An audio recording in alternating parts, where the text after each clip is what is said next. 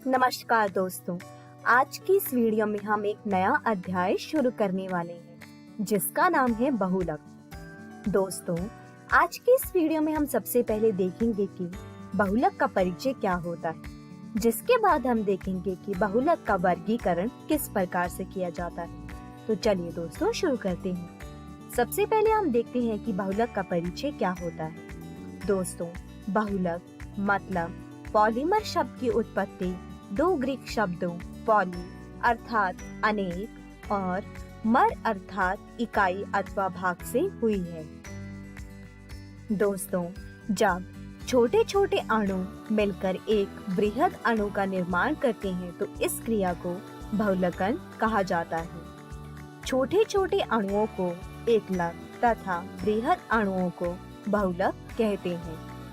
एकलक के अणुओं की बार बार पुनरावृत्ति से बहुलकों का निर्माण होता है। दोस्तों, बहुलकों का द्रव्यमान 10 वर्ग 3 से लेकर 10 वर्ग 7 तक होता है। इन्हें बृहदाणु भी कहा जाता है। दोस्तों, बहुलक का इस्तेमाल प्लास्टिक प्रत्यास्थ बहुलकों में रेशों तथा पेंट्स और वार्निशों के लिए किया जाता है। चलिए दोस्तों, अब हम आगे बढ़ते हैं और देखते हैं कि बहुलक का वर्गीकरण किस प्रकार से किया जाता है। दोस्तों, बहुलक का वर्गीकरण 4 प्रकार से किया जाता है, जिसमें सबसे पहला है स्रोत के आधार पर, दूसरा है संरचना के आधार पर, तीसरा है बहुलकन के आधार पर तथा चौथा है आणविक बलों के आधार पर। दोस्तों, स्रोत के आधार पर इन्हें 3 प्रकारों में बांटा जाता है, जिसमें पहला है प्राकृतिक बहुलक। दोस्तों, ये बहुलक पेड़ पौधों व जीव जंतुओं से प्राप्त होते हैं। उदाहरण के तौर पर प्रोटीन, प्राकृतिक रबर, सेलुलोज, स्टार्च, न्यूक्लिक अम्ल इत्यादि। दूसरा है अर्ध संश्लेषित बहुलक। दोस्तों, इन्हें प्राकृतिक बहुलकों पर रासायनिक क्रियाओं से बनाया जाता है। उदाहरण के तौर पर सेलुलोज, एसीटेट मतलब रेयॉन तथा सेलुलोज नाइट्रेट मतलब गन कॉटन इत्यादि। तीसरा है संश्लेषित बहुलक। दोस्तों, ये मानव निर्मित बहुलक होते हैं। उदाहरण के तौर पर bakelite, PVC, Teflon, nylon 6, nylon 6 इत्यादि। चलिए दोस्तों, अब हम देखते हैं कि संरचना के आधार पर बहुलकों का वर्गीकरण किस प्रकार से होता है। दोस्तों, संरचना के आधार पर इन्हें 3 भागों में बांटा जाता है, जिसमें सबसे पहला है रेखिक बहुलक। दोस्तों, इनमें बहुलकों के अणुओं की बड़ी तथा सीधी श्रृंखला होती है। ये श्रृंखला एक दूसरे के ऊपर व्यवस्थित रहती है, अतः इनकी तनन सामर्थ्य व घनत्व अधिक होता है। उदाहरण के तौर पर उच्च घनत्व पॉलीथीन, पॉलीविनाइल क्लोराइड इत्यादि। दूसरा है शाखित श्रृंखला बहुलक। दोस्तों, बहुलक की बड़ी श्रृंखलाओं के पार्श्व मतलब पीछे में एकलक के अणुओं की अन्य शाखाएं होती हैं तथा इनका घनत्व कम होता है, जिसे शाखित श्रृंखला बहुलक कहा जाता है। उदाहरण के तौर पर निम्न घनत्व पॉलीथीन। तीसरा है जाल क्रम बहुलक तथा त्रियक बंध बहुलक। दोस्तों, इनमें बहुलक की अणुओं की श्रृंखलाओं के मध्य अनेक श्रेणुबंध होते हैं। इस कारण ये अधिक कठोर होते हैं तथा ये 2 या 2 से अधिक क्रियात्मक समूह वाले एकलक के अणुओं से मिलकर बने हुए होते हैं।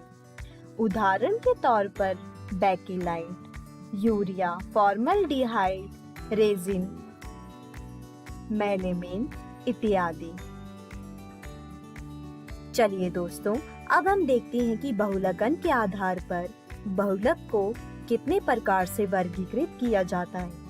दोस्तों, बहुलकों को दो भागों में बांटा गया है, जिसमें पहला है योगज बहुलक तथा दूसरा है संघनन बहुलक। पहले हम देखते हैं कि योगज बहुलक क्या होते हैं। दोस्तों, अस्तृप्त एकलक के अणुओं की बार बार पुनरावृत्ति से बने बहुलक को योगज बहुलक या योगात्मक बहुलक कहा जाता है। उदाहरण के तौर पर इथेन से पॉलीथीन तथा प्रोपीन से पॉलीप्रोपीन का विचरण होना, इन्हें श्रृंखला वृद्धि बहुलक भी कहते हैं। दोस्तों, जब कोई बहुलक एक ही प्रकार के एकलक के अणुओं से मिलकर बना हुआ होता है तो उसे समबहुलक कहा जाता है। उदाहरण के तौर पर पॉलीथीन। परंतु जब ये अलग अलग प्रकार के एकलक के अणुओं से मिलकर बना हुआ होता है तो इसे सहबहुलक कहा जाता है। उदाहरण के तौर पर ब्यूना S, ब्यूना N इत्यादि। अगला है संघनन बहुलक। दोस्तों, दो या दो से अधिक क्रियात्मक समूह वाले एकलक की पुनरावृत्ति से बने हुए बहुलक को हम संघनन बहुलक कहते हैं। दोस्तों, इन बहुलकों के बनने पर जल, हाइड्रोक्लोरिक एसिड, एल्कोहल इत्यादि अणुओं का निराकरण होता है।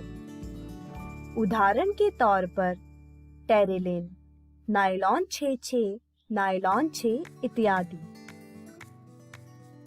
दोस्तों, इन्हें पदश वृद्धि बहुलक भी कहा जाता है, क्योंकि प्रत्येक पद में एक नया उत्पाद बनता है तथा छोटे अणु बाहर निकलते हैं। चलिए दोस्तों, अब हम अगला देखते हैं कि आणविक बलों के आधार पर बहुलक का वर्गीकरण किस प्रकार से होता है। दोस्तों, इन्हें 4 भागों में बांटा जाता है, जिसमें पहला है प्रत्यास्थ बहुलक।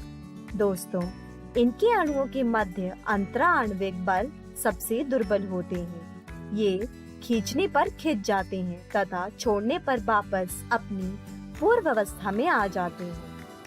इनमें बहुत कम सेतु बंध पाए जाते हैं। उदाहरण के तौर पर ब्यूना S, ब्यूना N, प्रकृति रबर इत्यादि। अगला है रेशेदार बहुलक। इनमें प्रबल अंतराणुक हाइड्रोजन बंध पाए जाते हैं। ये क्रिस्टलीय होते हैं तथा तीक्ष्ण गलनांक वाले होते हैं। ये रेशेदार के रूप में पाए जाते हैं। उदाहरण के तौर पर नायलॉन 6, नायलॉन 6, टेफ्लॉन इत्यादि। अगला है ताप घट्य या थर्मोप्लास्टिक बहुलक। दोस्तों, इनके अणुओं के मध्य अंतराण्विक बल प्रत्यास्थ बहुलकों से प्रबल तथा रेशेदार बहुलकों से दुर्बल होता है। इन्हें बार बार गर्म करके नरम तथा ठंडा करने पर पुनः ठोस अवस्था में प्राप्त किया जा सकता है। इनमें स्त्रेतु बंधों का अभाव होता है। इन्हें कचरे से पुनः प्राप्त कर सकते हैं।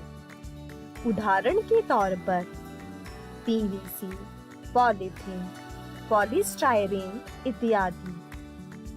अगला है ताप ब्रेड तथा थर्मोसेटिंग बहुलक। दोस्तों, इन्हें 8 ठोस पदार्थों को गर्म करके बनाया जाता है तथा ठंडा करने पर बहुत सारे स्त्रेतु बंध बन जाते हैं, जिससे ये अधिक कठोर तथा दुर्गनीय हो जाते हैं। इन्हें बार बार गर्म करके इच्छित आकार में नहीं बदला जा सकता है। इन्हें कचरे से पुनः प्राप्त नहीं किया जा सकता।